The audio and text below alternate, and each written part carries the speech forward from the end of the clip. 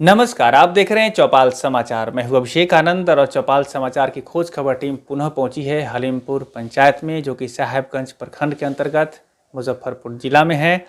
और आज हमारे साथ मौजूद हैं इसी पंचायत के निवासी और समाज सेवा में रुचि रखने वाले शंभू प्रसाद गुप्ता जी, जिनसे हम आपको रूबरू कराएंगे।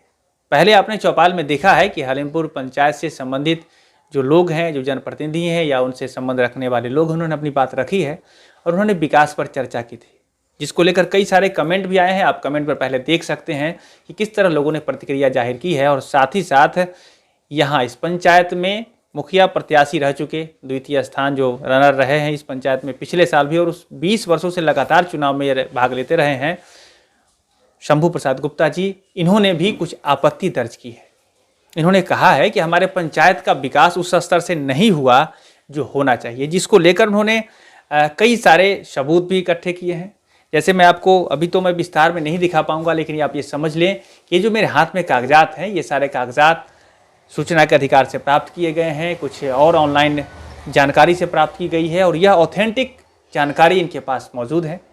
इस पर भी हम लोग चर्चा करेंगे, वन बाय वन हम लोग इन्हीं के माध्यम से सारी बातों पर आएंगे। लेकिन आज चूँकि ये इनसे हमारी पहली मुलाकात है, तो सबसे पहले बात विकास की हो जाए, इस पर हम लोग चर्चा करेंगे जी। चूँकि ये जो समस्या है या जो विकास नहीं हुआ है, इसको लेकर फिर बातें होगी और ग्राउंड के हर उस जो योजना है उस पर हम लोग चलेंगे। समय थोड़ा लगेगा, लेकिन आज पहले विकास की बात हो जाए। और आज हम इनसे जानेंगे कि पंचायत चुनाव जो अभी आया है, इसमें क्या ये प्रत्याशी हैं, क्या इनकी योजना है और कैसे पंचायत का होगा विकास, उसी पर हम चर्चा करेंगे। तो शंभू जी, आपका बहुत बहुत स्वागत है। नमस्कार, स्वागत है आपका भी जी। क्या आपकी नज़र में इस पंचायत के विकास की जो बात आपने की है, अभी तक कितना विकास हुआ है, शॉर्ट में भी हमारे दर्शकों को बताएं। सर, हम जो बतावेंगे बोलेंगे, हमारे तमाम जनता और तमाम दर्शक अपने आंख से भी देख रहे हैं कि 5 साल के बीच हमारे पंचायत में क्या विकास हुआ है। एक चलने के लिए रास्ता नहीं है शुद्ध। घर से अगर रजवाड़ा चौक पर जाने की बात अगर कोई भी लोग अगर सोचता है, तो शायद उसका आत्मा कहता है कि मैं किस रास्ते से मैं चौक पर जाऊं। अगर किसी को दवा की जरूरत हो जाती है, कोई किसी को अगर डॉक्टर से दिखाने की जरूरत हो जाती है, तो रास्ता नहीं दिखता कि मैं कैसे जाऊं। एक रास्ता की बात है। दूसरा, जल जमाव पर्याप्त पूरा भरा हुआ है। कहीं भी जो है ये बाढ़ की जो समस्या है, बाढ़ की समस्या भी थोड़ा सा पानी आने के बाद वो पूरा जो है हमारा पंचायत जो है बाढ़ से प्रभावित हो जाता है। विकास आज भी 60 बरस से ऊपर के लोग आज भी कह रहे हैं कि मुझे वृद्धा पेंशन नहीं मिला। आज भी हमारे पंचायत के ऐसे भी मुस्मात लोग हैं जिनको लक्ष्मीबाई से आज उनको जो है पेंशन मिलना चाहिए, वो भी जो है पेंशन के सामाजिक सुरक्षा पेंशन के से आज भी वंचित लोग हैं। तो मैं कैसे, आज बहुत ऐसे लोग हैं जो जिनको मिलता था वृद्धा पेंशन और किसी न किसी गड़बड़ी के तहत उनका जो है आज पेंशन मिलना बंद हो गया है और नहीं मिल रहा है। तो आखिर जो है जो प्रधान होते हैं, जो मुखिया होते हैं, उनकी यह जिम्मेवारी बनती है कि जिन लोगों को जो समस्या है उस समस्या को दूर कराना। आखिर उन लोगों को पेंशन क्यों रुका हुआ है, पहले मिलता था आज क्यों बंद है, उसका समाधान कराना चाहिए। जी शंभू जी, तो आपके नज़र में आपके पंचायत में विकास नहीं हुआ है, तो आपके नज़र में क्या लगता है, बाधक क्या है? क्या यहाँ पर जनता अपनी समस्या को जनप्रतिनिधि सामने नहीं रख पा रही है? आम सभा, ग्राम सभा को लेकर क्या कहना चाहेंगे?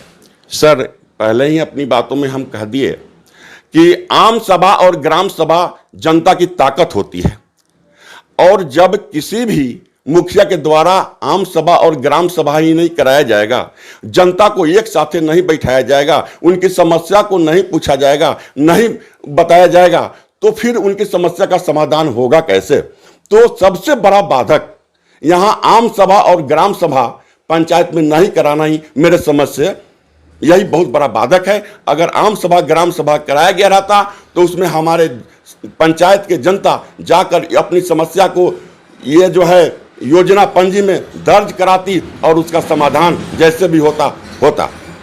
जी अच्छा शंभू जी, हम ये भी कहना चाहेंगे आपको कि अगर आम सभा नहीं हुआ, समस्या हुआ है, तो इसको लेकर अब चुनाव भी आ गया है, तो खैर पुरानी बात जो है वो तो सामने आ ही गई।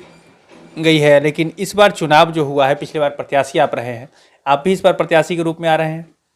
जी, प्रत्याशी हम 2001 से लगातार जो है समाज सेवा करने के कर भी रहे हैं, और विशेष तौर से प्रधानी के रूप में करने के लिए हम तमाम जनता से एक बार मौका का आग्रह करते आ रहे हैं, और पुनः बार बार मैं यह आग्रह मैं करूंगा कि एक बार मुझे मौका आप लोग दीजिए, चाहे बाधा जो भी हो, सारे बाधा को आप लोग छोड़ते हुए आप लोग एक बार हमें मौका दें, और तमाम समस्याओं को मैं समाधान करने का काम करूंगा। सारी सरकारी लाभ को मैं आप लोग को दिलाने का काम हम उस पर हम आते हैं। तो एक बात है, मैं दर्शकों को बता दूं कि इस बार भी चुनाव में प्रत्याशी के रूप में आने के लिए तैयारी कर रहे हैं, तो आप लोग देख ही रहे हैं इनके विचार क्या हैं, कैसे हैं, और मैं आपको पुनः अवगत कराना चाहता हूं। देखिए, मैं पहले बता दूं, ये प्रचार का माध्यम नहीं है, ये प्रचार नहीं है, ये इनके व्यक्तिगत इनके विचारों से हम आपको अवगत करा रहे हैं। एक बात और बताएं कि आप जो अभी प्रत्याशी के रूप में आएंगे, तो यहाँ समाज के किन किन योजनाओं या किन किन तरीकों से यहाँ वो विकास करेंगे, हमारे दर्शकों को बताएं। यहाँ पर विकास जो पंचायत स्तर पर मुझे करने की जो बात है, उसका मैं अपने दिलो दिमाग से ब्लूप्रिंट पूरा प्लान मैं कर चुका हूँ। मुझे कैसे पंचायत को विकास करना है, कैसे लोगों को सरकारी लाभ को दिलाना है, कैसे पंचायत से भ्रष्टाचार मिटाना है, कैसे मेरे पंचायत के लोग खुशहाल होंगे, ये तमाम चीज़ों का जो है मैं ब्लूप्रिंट करा रखा हूँ।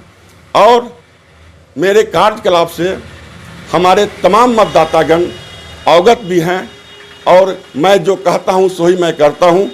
मेरे दिल में ये तमाम ब्लूप्रिंट बनकर तैयार है कि मुझे कैसे लोगों को सरकारी लाभ दिलाना है, सरकारी जो भी योजना के तहत लाभ होना चाहिए वह लाभ हमारे जनता तक कैसे पहुँचे, एक एक रोड कैसे बने, कैसे जल निकासी हो, कैसे बाढ़ से हम बचावेंगे लोगों को, ये तमाम चीज़ों का जो है ब्लूप्रिंट हो चुका है। और अब रही बात कि सरकारी योजनाओं का लाभ, तो आज बहुत सारे लोग राशन कार्ड से वंचित हैं, तो मैं चाहूँगा कि एक एक लोगों का मैं पहले राशन कार्ड बनाने का काम करूं।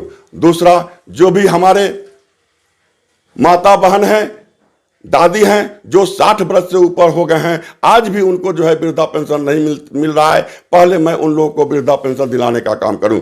आज सामाजिक पेंशन के तहत, जो लक्ष्मीबाई के तहत जो भी मुस्मात लोग हो गए हैं, जो भी मुस्माती हैं, उन लोगों को मैं पेंशन दिलवाने का काम करूं। जिन लोगों को घर नहीं है, मैं घर दिलवाने का काम करूं। जिन लोगों के पास शौचालय नहीं है, मैं शौचालय दिलवाने का काम करूं। और जिन लोगों के पास रोजगार नहीं है, मैं अथक प्रयास करूंगा कि वो भाई जो अपने परिवार को छोड़कर गुजरात, बम्बे और जाकर अपना जो है परवरिश करने का काम करते हैं, मैं उन लोगों को रखकर मैं रोजगार देने का काम करूं। जी, तो ये बातें इन्होंने जो अभी बताई है, देखिए ये सरकार की योजना है, और प्रतिनिधि जो भी हैं उन्हें इन सारी योजनाओं का लाभ दिलाना चाहिए, और इन्होंने अपने स्तर से जो तैयारी की है, ब्लूप्रिंट बनाया है, उसमें इन बातों को लेकर जो तरजीह दी है, उस बातों को इन्होंने सामने रखा है। एक बात और बताया, देखिए योजना जो उस गाँव पर आती है तो भ्रष्टाचार की भेंट चढ़ जाती है। पहले भी आपने कई सारे कागजात दिखाए हैं मुझे, इसको लेकर क्या तैयारी है आपकी?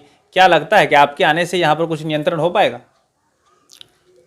सर, मैं बता दूं कि मेरी जिंदगी भ्रष्टाचार को मिटाने में ही बीता है, और मेरे जिंदगी और मेरे कार्यकलाप से एक एक हमारे मतदातागण अवगत हैं।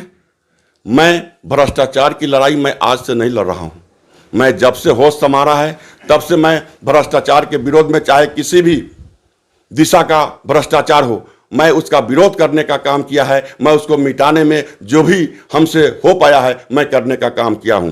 और मैं जब मुखिया नहीं हूं तब मैं भ्रष्टाचार मिटाने का मैं बात करता रहा, और मैं तमाम परिवार, मेरा परिवार है वो शांति रहे, कैसे मैं दिन रात अपना समय देकर मैं परिवार को समझाने का काम करता हूं, ताकि जो है ज़्यादा से ज़्यादा केस जो है थाना में नहीं जाए, वो लोग को जो है आपसी जो है खटास है वह मिठास में बदले, और परिवार शांति बना रहे। मैं इस चीज़ को बार बार मैं करने का काम किया है, और आगे जब तमाम लोग जब एक बार मुझे विश्वास करके प्रधान बनाएंगे, मुखिया बनाएंगे, तो मैं गार्जियन के रूप में मैं ये चाहूँगा कि भ्रष्टाचार मेरे पंचायत में दिखना नहीं चाहिए। चाहे किसी भी क्षेत्र में कोई घूस घास का नाम निशान नहीं होना चाहिए। कहीं भी जो है किसी भी लोग को कोई बगलिंग नहीं कर सकता। और यहाँ पर डायरेक्ट जो है सरकारी लाभ डायरेक्ट लोगों को होना चाहिए, मिलना चाहिए, उसमें बिचवनिया। इंदिरा आवास में आज तक सुनता आया कि किसी का भी इंदिरा आवास बिन पैसे का नहीं बनने का काम हुआ है। पहले भी कुछ लिया गया और आज 15 से 20 हजार रुपया खुलेआम लेने का काम हुआ है दोस्तों।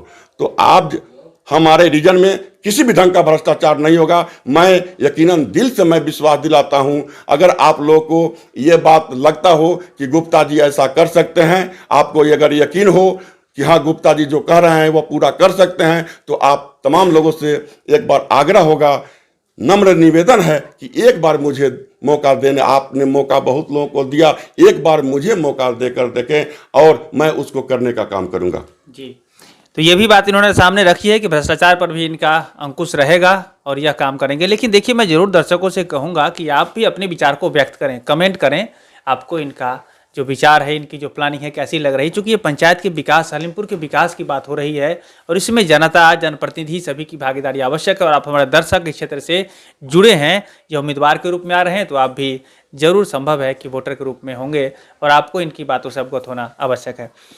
आखिरी में मुझे बताएं चुनाव की तैयारी, चूँकि सौठी में आज मैं दर्शकों को बताऊं, चूँकि समय जो आपके लिए मैंने अभी निर्धारित किए हैं, इनसे जो बातें हो रही है, इसके अलावा भी आगे बहुत सारी योजनाओं के बारे में जानकारी या बहुत सारे प्लान के बारे में जानकारी हम लेकर आते रहेंगे। लेकिन हम आपसे आखिरी में जानना चाहेंगे, आज चुनाव आ गया है और चुनाव में देखा जाता है कि बहुत सारे उम्मीदवार विभिन्न कारणों से लोगों को लोभ देकर, मुँह देकर, डर भय पैदा कर वोटर को डाइवर्ट करने का प्रयास करते रहते हैं। इसको लेकर क्या संदेश आप देंगे समाज में कि लोग निष्पक्ष होकर बेहतर उम्मीदवार का चयन कर सके, क्या कहना चाहेंगे? सर, इसमें हम तमाम मतदातागण से कर जोड़कर इतना जरूर आग्रह करेंगे कि आज चुनाव का दौर है। इस दौर में आपको आंसू पोंछने वाला, आपको जो है मदद करने वाले आज बहुत लोग दिखाई दे रहे हैं। लेकिन चुनाव के पूर्व जो लोग आंसू पोंछने का काम किया है, जो लोग आपके बीच रहने का काम किया है, जो सच्चा आपका सेवक है, आप उस पर जरूर ध्यान दें। क्योंकि आज मेढक की तरह बहुत सारे लोग टाई टाई करने के लिए आवेंगे दोस्तों।